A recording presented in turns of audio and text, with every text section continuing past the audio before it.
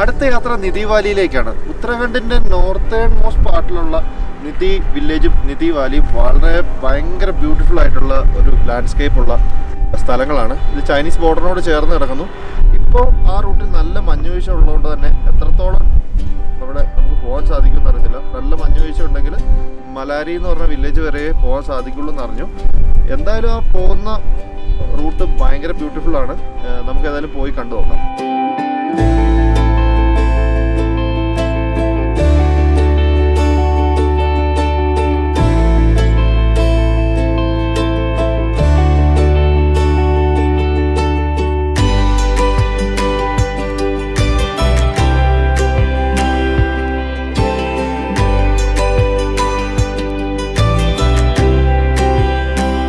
ഓലി ഗ്രാമത്തിൽ നിന്നും താഴെ എത്തി ജോഷിമഠ് കടന്നു വേണം നിധി വാലിയിലേക്ക് പോകാൻ.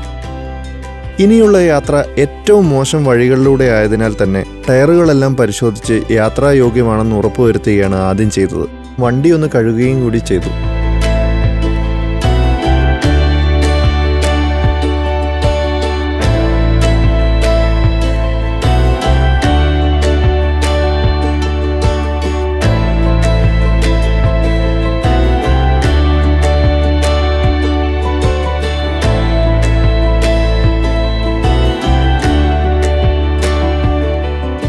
ഈ സമയമൊക്കെയും ഒരുപാട് സ്നേഹം കാണിച്ച് ഒരാൾ എൻ്റെ കൂടെ കൂടിയിരുന്നു.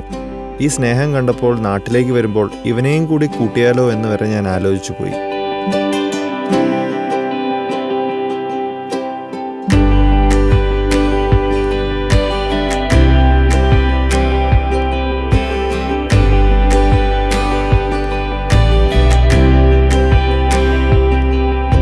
നിധി വാലിയിലേക്കുള്ള യാത്ര തുടർന്നു. ജോഷിമഠ് സിറ്റിയിൽ നിന്നും 85 കിലോമീറ്റർ ദൂരമാണ് നിധി വാലിയിലേക്കുള്ളത്.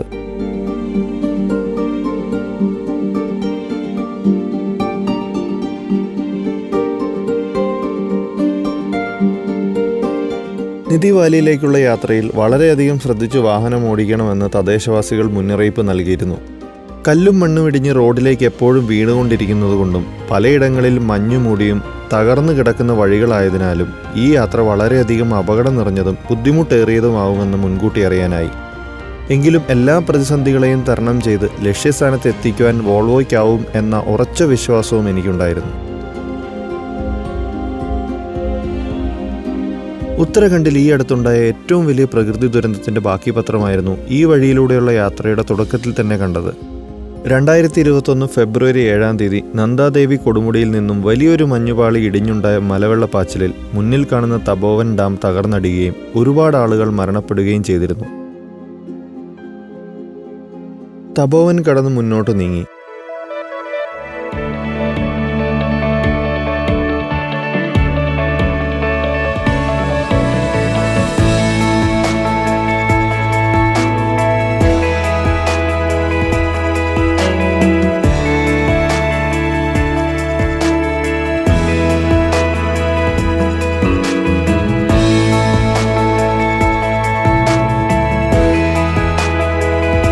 തപോവൻ കഴിഞ്ഞ് കുറച്ചും കൂടെ വന്നപ്പോൾ ഇവിടെ ഒരു ഹോട്ട് സ്പ്രിംഗ് ഉണ്ട്. ഞാൻ ആദ്യമായിട്ടാണ് ഹോട്ട് സ്പ്രിംഗ് കാണാൻ പോകുന്നത്.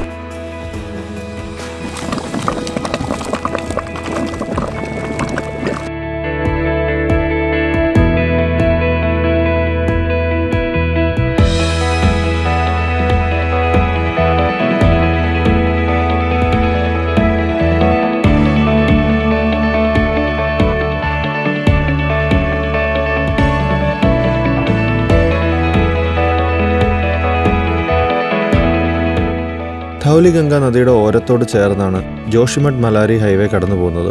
ഇവിടെ ഉണ്ടാകുന്ന പ്രകൃതി ദുരന്തങ്ങൾ ഒരു പരിധിവരെ മനുഷ്യനിർമ്മിതമാണെന്ന് തോന്നിപ്പോകും.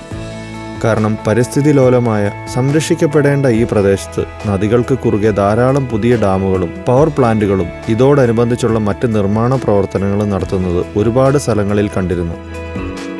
പ്രകൃതി ചൂഷണത്തിനും അനിയന്ത്രിതമായ വനനശീകരണത്തിനുമെതിരെ ഉത്തരാഖണ്ഡിൽ ഗാന്ധിയൻ മാർഗത്തിൽ ഗ്രാമീണ സ്ത്രീകളുടെ നേതൃത്വത്തിൽ 1970-കളിൽ തുടങ്ങിയ ലോകപ്രശസ്തമായ പ്രതിഷേധമാണ് ചിപ്കോ മൂവ്മെന്റ്. ചിപ്കോ മൂവ്മെന്റിന് തുടക്കം കുറിച്ച ഗഡ്വാൽ ഹിമാലയൻ മേഖലയിലെ റെയ്നി എന്ന കൊച്ചു ഗ്രാമം പിന്നിട്ട് മുന്നോട്ട് നീങ്ങി. ഋഷിഗംഗ നദി ധൗലിഗംഗ നദിയുമായി കൂടിച്ചേരുന്നത് റെയ്നിയിൽ വെച്ചാണ്. മലവെള്ളപ്പാച്ചിലിൽ തകർന്ന പല പാലങ്ങൾക്കും പകരമായി സൈന്യം നിർമ്മിച്ച ബെയ്ലി പാലങ്ങളാണ് ഇപ്പോഴുള്ളത്.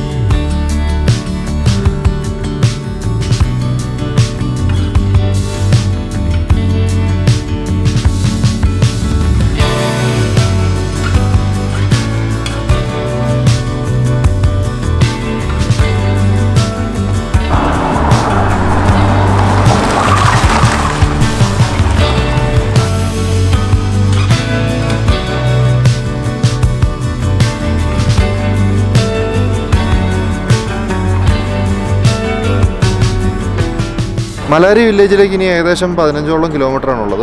ഇവിടെ ഈ വരുന്ന വഴിക്ക് മൊത്തം റോഡിലേക്ക് ഇതുപോലെ മല ഇടിഞ്ഞും പിന്നെ അതുപോലെ കല്ലുകൾ വീഴുകയും ചെയ്യുന്നുണ്ട്. ഭയങ്കര ഡേഞ്ചറസ് ആയിട്ടുള്ള ഒരു റൂട്ടാണ്. എല്ലാ സ്ഥലത്തും ബോർഡുകൾ വെച്ചിട്ടുണ്ട്, ഡ്രൈവ് ചെയ്യുമ്പോൾ വളരെയധികം ശ്രദ്ധിച്ചു വേണം എന്നുള്ളത്. ഇവിടുത്തെ റോഡുകളൊക്കെ തന്നെ ഇതുപോലെ വളരെ അപകടം നിറഞ്ഞതാണ്. ഇവിടെ PRO ആണ് റോഡുകൾ പണിയുന്നത്. ഇപ്പോൾ ഇവിടുന്ന് മേലോട്ട് നോക്കിയാൽ കാണാം ഇവിടെ ഒരു മല അപ്പാടെ ഇടിഞ്ഞ് റോഡിലോട്ട് വന്നിരിക്കുകയാണ്.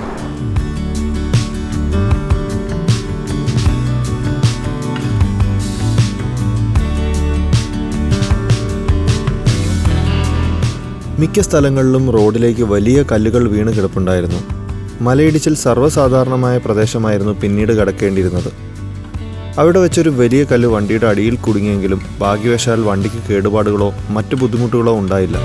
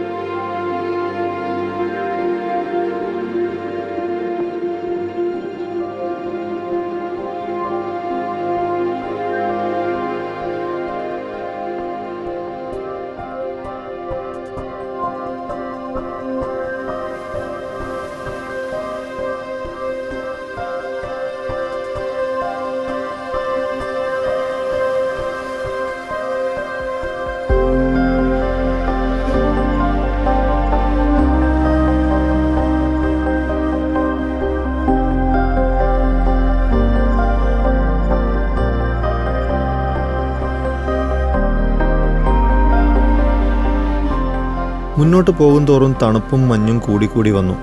വഴിയിൽ മിക്കയിടങ്ങളിലും കല്ലുകൾ വീണ് കിടന്നിരുന്നതുകൊണ്ട് തന്നെ ആ സാഹചര്യവുമായി എൻ്റെ ഡ്രൈവിംഗ് പൊരുത്തപ്പെട്ടു തുടങ്ങിയിരുന്നു. ഒട്ടും സുരക്ഷിതമല്ലാത്ത വഴിയായതുകൊണ്ട് തന്നെ വളരെയധികം സമയമെടുത്താണ് ചെറിയ ദൂരങ്ങൾ പോലും പിന്നിട്ടിരുന്നത്. കുറേയേറെ സമയമായി വഴിയിൽ വാഹനങ്ങളോ ചുറ്റുമുള്ള സ്ഥലങ്ങളിൽ ആളുകളെയോ കാണുന്നുണ്ടായിരുന്നില്ല. തികച്ചും വിജനമായ പ്രദേശം.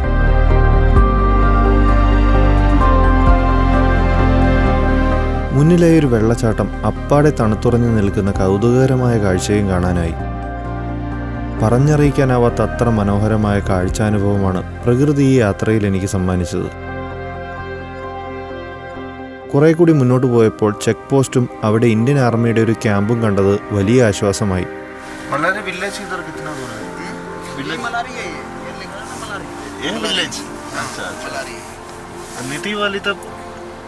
बर्फ गिर रखी है, पूरी स्लाइडिंग आ रखी है कि आपको हम छोड़ देंगे, फंसा हुआ है आप आगे.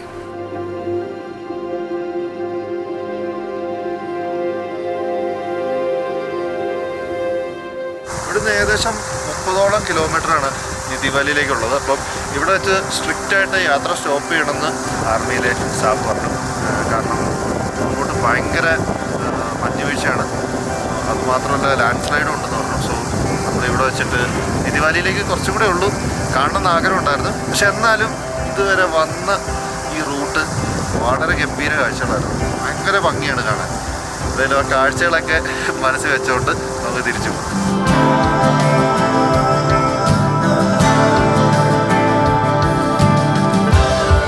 The best view comes after the hardest climb. അതൊരു സത്യം തന്നെയാണ്. ഇതുപോലത്തെ ഓരോ യാത്രകളും കാഴ്ചകളുടെയും അനുഭവങ്ങളുടെയും വലിയൊരു കലവറയാണ് നമുക്ക് മുന്നിൽ തുറക്കുന്നത്.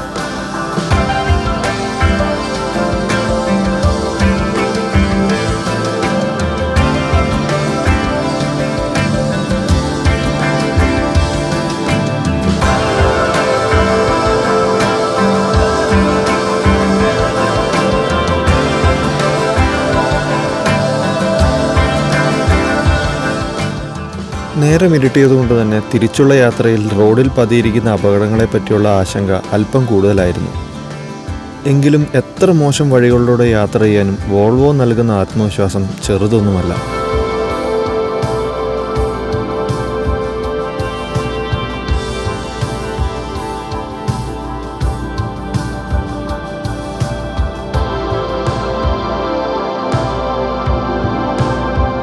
അങ്ങനെ രാത്രിയോടുകൂടി അതിസാഹസികമായ ആ ഒരു യാത്ര കഴിഞ്ഞ് സുരക്ഷിതമായി ഓലിയിലെ എൻ്റെ താമസ സ്ഥലത്ത് തിരിച്ചെത്തി. അടുത്ത ദിവസം രാവിലെ 2 ആഴ്ച നീണ്ട ഉത്തരാഖണ്ഡ് യാത്ര അവസാനിപ്പിച്ച് ഡൽഹിയിലേക്ക് മടങ്ങാൻ തീരുമാനിച്ചു. ഓലി ഗ്രാമത്തിൽ എനിക്ക് എല്ലാ സഹായങ്ങളും ചെയ്തു തന്നത് ഞാൻ താമസിച്ച ഹോം സ്റ്റേയുടെ കെയർ ടേക്കറായ പ്രീതമായിരുന്നു. ഞാൻ ഇവിടെ കുറച്ചധികം ദിവസം താമസിച്ചായിരുന്നു കേട്ടോ. അപ്പോൾ ഞാൻ വളരെ സന്തോഷമായിട്ട് തന്നെയാണ് ഇവിടുന്ന് തിരിച്ചു പോകുന്നത്. ഇവർ വളരെ എല്ലാ കാര്യങ്ങൾക്കും ഒരുപാട് സഹായിച്ചു. അതുകൊണ്ട് തന്നെ നിങ്ങൾ ആരെങ്കിലും ഇവിടെ വരുവാണെങ്കിൽ പ്രീതനെ കോൺടാക്ട് ചെയ്തോളൂ. ഞാൻ ഏതായാലും നമ്പർ ഡിസ്ക്രിപ്ഷനിൽ കൊടുത്തേക്കാം. വീണ്ടും ഇങ്ങോട്ട് എന്തെങ്കിലും തിരിച്ചു വരാമെന്നുള്ള പ്രതീക്ഷയോടുകൂടി ഇവിടുന്ന് ഇറങ്ങുകയാണ്. ഇവരോട് യാത്ര പറഞ്ഞിറങ്ങിയതും മനസ്സിൽ വിഷമത്തോടു കൂടി തന്നെയായിരുന്നു. യാത്രകളുടെ ഇടയിൽ ഇങ്ങനെ ചില ആളുകൾ നമ്മുടെ മനസ്സിലിടം പിടിക്കും. അവിചാരിതമായി കണ്ടുമുട്ടുന്ന അപരിചിതർ, പ്രതിഫലമൊന്നും ആഗ്രഹിക്കാതെ ഒരുപാട് സ്നേഹവും ആവാവുന്ന സഹായങ്ങളും ചെയ്തു തരുന്ന നന്മയുള്ള മനസ്സിനുടമകൾ.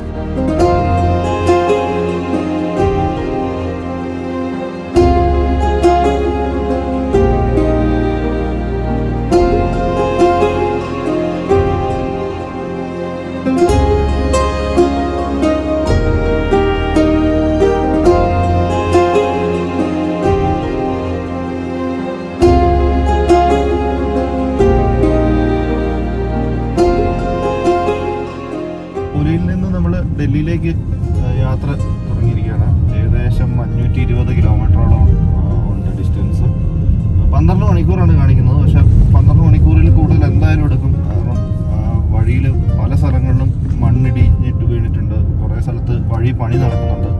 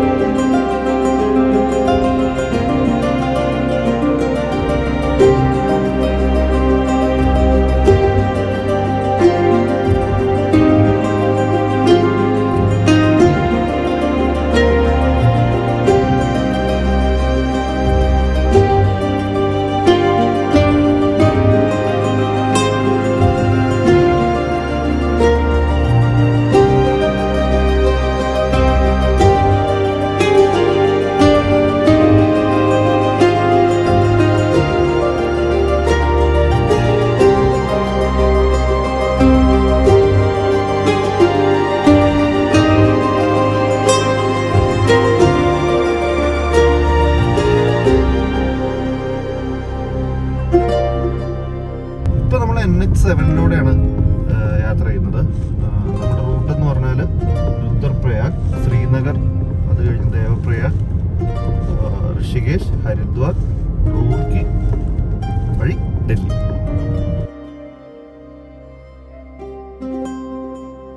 ഭാരതത്തിൻ്റെ ചരിത്രത്തിൻ്റെയും സംസ്കാരത്തിൻ്റെയും അവിഭാജ്യ ഘടകമായ ഗംഗാനദി ഉത്ഭവിക്കുന്നതും പൂർണ്ണ രൂപത്തിലേക്ക് ആവിർഭവിക്കുന്നതും ഉത്തരാഖണ്ഡിലെ ഗഡ്വാൽ മേഖലയിലാണ്. ബദ്രിനാഥിൽ നിന്നും ഉത്ഭവിക്കുന്ന വിഷ്ണുഗംഗ വിഷ്ണുപ്രയാഗിൽ വെച്ച് ധൗലിഗംഗയുമായി കൂടിച്ചേർന്ന് അളക്നന്ദ നദിയായി പരിണമിക്കുന്നു. നന്ദപ്രയാഗിൽ വെച്ച് നന്ദാകിനിയും കർണപ്രയാഗിൽ വെച്ച് പിണ്ടാർ ഗംഗയും രുദ്രപ്രയാഗിൽ വെച്ച് മന്ദാകിനിയും അളക്നന്ദ നദിയിൽ ലയിക്കുന്നു. ഗംഗോത്രിയിൽ നിന്ന് ഉത്ഭവിക്കുന്ന പുരാതന പ്രസിദ്ധമായ ഭാഗീരഥി നദി ദേവപ്രയാഗിൽ വെച്ച് അളക്നന്ദ നദിയുമായി സംയോജിക്കുന്നതോടുകൂടി ഗംഗാനദി ജനിക്കുന്നു. ഈ 5 നദീ സംയോജനങ്ങൾ പഞ്ചപ്രയാഗകൾ എന്നറിയപ്പെടുന്ന പുണ്യഭൂമികളാണ്. കർണപ്രയാഗിൽ പിണ്ടാർ ഗംഗയും അളക്നന്ദയും കൂടിച്ചേരുന്ന കാഴ്ചയാണിത്. ഉത്തരാഖണ്ഡ് യാത്രയിൽ ഈ 5 പുണ്യസ്ഥലങ്ങളും സന്ദർശിക്കാനായി എന്നത് വലിയൊരു ഭാഗ്യമായി ഞാൻ കാണുന്നു.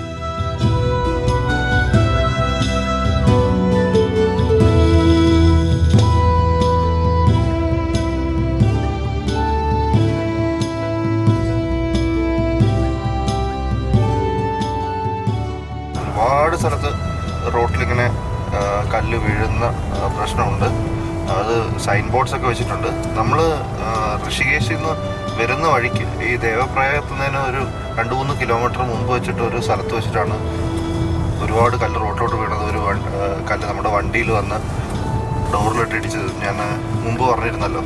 അപ്പോൾ ഈ വഴി വണ്ടി ഓടിക്കുന്നത് ഭയങ്കര റിസ്ക്കിയാണ്.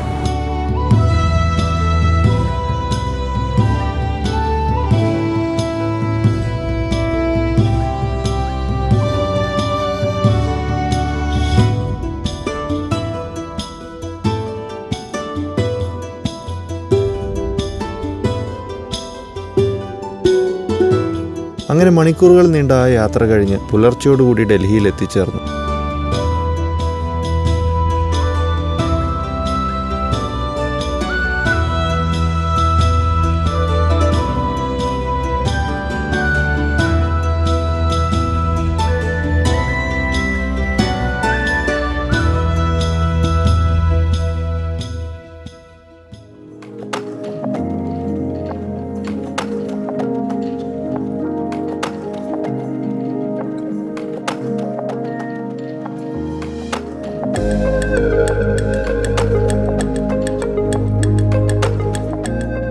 ഞാനിപ്പോൾ ഡൽഹി ഗുരുഗ്രാമിലുള്ള ടട്ടിൽ വാക്സിൻ്റെ സ്റ്റോറിലാണുള്ളത്. നിങ്ങൾക്കറിയാലോ, കൊച്ചിയിൽ നമുക്ക് Turtle Wax car detailing studio ഉണ്ട്. അപ്പോൾ ഇവിടുത്തെ സ്റ്റോർ ഒന്ന് വിസിറ്റ് ചെയ്യാനും പിന്നെ നമ്മുടെ വണ്ടി ഉത്തരാഖണ്ഡിൽ നിന്ന് ഇവിടെ വരെ ഓടി വന്ന് നിറയെ പൊടിയാണ്.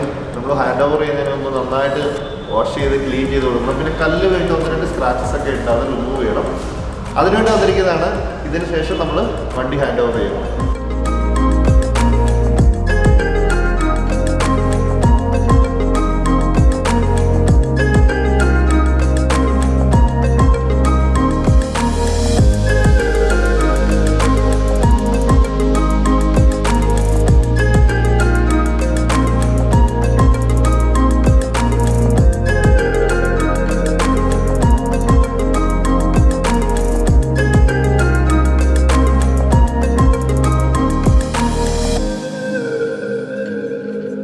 രണ്ടാഴ്ചത്തെ ഉത്തരാഖണ്ഡിലുള്ള നമ്മുടെ യാത്രയ്ക്ക് ശേഷം വണ്ടി ഹാൻഡ് ഓവർ ചെയ്യാൻ പോവാണ്. വണ്ടി ഹാൻഡ് ഓവർ ചെയ്യുമ്പോൾ എനിക്ക് ചെറിയ വിഷമമുണ്ട്. കാരണം 2 ആഴ്ച ഇതൊരു നമ്മുടെ ഒരു വീട് പോലെയായിരുന്നു. ഈ വണ്ടിയെ പറ്റി ഞാൻ ഇത്ര ദിവസം ഉപയോഗിച്ചപ്പോൾ നമ്മൾ ഉപയോഗിച്ചതൊക്കെ നല്ല കുറച്ച് ടഫായിട്ടുള്ള ടെറൈൻസ് ആണ്. സ്വതവേ ഇതൊരു നമുക്കൊരു സിറ്റി യൂസിന് വേണ്ടിയിട്ട് കൂടുതൽ പ്രിഫർ ചെയ്യുമെങ്കിലും നമ്മളതിൻ്റെ എക്സ്ട്രീം ലിമിറ്റ്സിലോട്ട് കൊണ്ടുപോയി. അപ്പോൾ എനിക്ക് ഈ വണ്ടിയെ പറ്റി തോന്നിയ കുറച്ച് കാര്യങ്ങളുണ്ട്. ഫസ്റ്റ് കാര്യം തന്നെ നമ്മുടെ സേഫ്റ്റി ഫീച്ചേഴ്സിനെ പറ്റിയാണ്. പേപ്പറിൽ നമുക്ക് കുറേ സേഫ്റ്റി ഫീച്ചേഴ്സിനെ പറ്റിയൊക്കെ പറയുമെങ്കിലും റിയൽ ലൈഫിൽ അത് എത്രത്തോളം ഉപകാരപ്പെടും എന്നുള്ളത് എനിക്ക് കൃത്യമായിട്ട് ഇത് ഉപയോഗിച്ചപ്പം ഈ വണ്ടി ഉപയോഗിച്ചപ്പോൾ എനിക്ക് മനസ്സിലാക്കാൻ സാധിച്ചു. സ്നോഫോളൊക്കെ ഉള്ളപ്പോൾ ചില ഒബ്സ്റ്റക്കിൾസ് ഒന്നും ചിലപ്പോൾ കാണില്ല. അപ്പോൾ അങ്ങനെയൊക്കെ ഉള്ളപ്പം വണ്ടി തന്നെ ഓട്ടോമാറ്റിക്കായിട്ട് ബ്രേക്ക് ചെയ്യുന്ന ആ ഒരു സിസ്റ്റം എൻ്റെ ഒരു വലിയൊരു സംശയമായിരുന്നു. ഇതൊരു സ്വീഡിഷ് കാറാണ്, ഒരു സ്വീഡിഷ് ഡിസൈനാണ്. നമ്മുടെ ഇവിടുത്തെ റോഡുകളും അവിടുത്തെ റോഡുകളും വളരെ ഡിഫറെൻ്റ് ആണ്. ആ റോഡുകൾക്കല്ല ഇതിൽ പല ഫീച്ചേഴ്സും ഉപകാരപ്പെടുമെന്ന് എനിക്ക് തോന്നിയിട്ടുണ്ടായിരുന്നു. പക്ഷെ അങ്ങനെയല്ല, നമ്മുടെ റോഡുകളിലും ഈ സേഫ്റ്റി ഫീച്ചേഴ്സൊക്കെ വളരെയധികം ഉപകാരപ്പെടുന്നത് തന്നെയാണ്. For example lane departure warning മാത്രമല്ല അത് കറക്റ്റും ചെയ്യും. നമ്മളിപ്പോൾ ചെറിയതായിട്ടൊന്നും ശ്രദ്ധയൊക്കെ മാറുമ്പോൾ നമ്മുടെ ലൈനിൽ നിന്ന് മാറി അടുത്ത ലൈനിലോട്ട് പോകാനായി വണ്ടി പോകുമ്പോൾ തന്നെ വണ്ടി ഓട്ടോമാറ്റിക് അത് കറക്റ്റ് ചെയ്യും. ഡിപ്പോസ് വാർണിംഗ് തരും, rear collision warning, blind spot detection, അങ്ങനെ ഒരുപാട് ഫീച്ചേഴ്സ്. ഈ വണ്ടിയിലുള്ള ഫീച്ചേഴ്സൊക്കെ നമുക്ക് ഇവിടെയുള്ള നമ്മുടെ റോഡ് കണ്ടീഷൻസിനും ഭയങ്കര ഹെൽപ്ഫുള്ളാണ്. സേഫ്റ്റി കഴിഞ്ഞാൽ പിന്നെ എനിക്ക് ഭയങ്കരമായിട്ട് ഇഷ്ടപ്പെട്ട രണ്ട് കാര്യം ഇതിൻ്റെ ഒരു ഡിസൈൻ സൈഡ്, എൻ്റെ ഡിസൈൻ, പിന്നെ അതിൻ്റെ ഒരു alloy wheel, 20 inch alloy wheel ഭയങ്കര ഭംഗിയാണ്, ഭയങ്കര മാസീവ് ലുക്ക് കൊടുക്കും. ചെറിയൊരു SUV എന്ന് ഒരിക്കലും പറയില്ല ഈ വീൽസിൽ കണ്ടു കഴിഞ്ഞാൽ. പിന്നെ മൂന്നാമത്തെ കാര്യമാണ് കംഫർട്ട്. ഒരുപാട് ദൂരം ഓടിച്ചു. ലാസ്റ്റ് ദിവസം ഒലിയിൽ നിന്ന് ഡൽഹി വരെയുള്ള യാത്ര 550 കിലോമീറ്റേഴ്സോളം ഉണ്ടായിരുന്നു നമ്മൾ താമസിക്കുന്ന സ്ഥലം വരെ. ഈ 550 കിലോമീറ്റേഴ്സ് പറയുമ്പോൾ നമുക്ക് പാതിയോളം ഫുള്ള് ഹൈ റേഞ്ചും മോശം വഴി, ബാക്കിയുള്ള നല്ല ഹൈവേയിലുമാണ്. രണ്ടിലും നല്ല ഒന്നാന്തരം പെർഫോമൻസ് തന്നെ നമ്മുടെ വണ്ടി കാഴ്ചവെച്ചു. ഏതായാലും നമുക്ക് ഇനി നമ്മളെ കാലത്ത് വേറൊരു വണ്ടി അവിടെയുണ്ട്, അതേതാണെന്ന് നോക്കാം.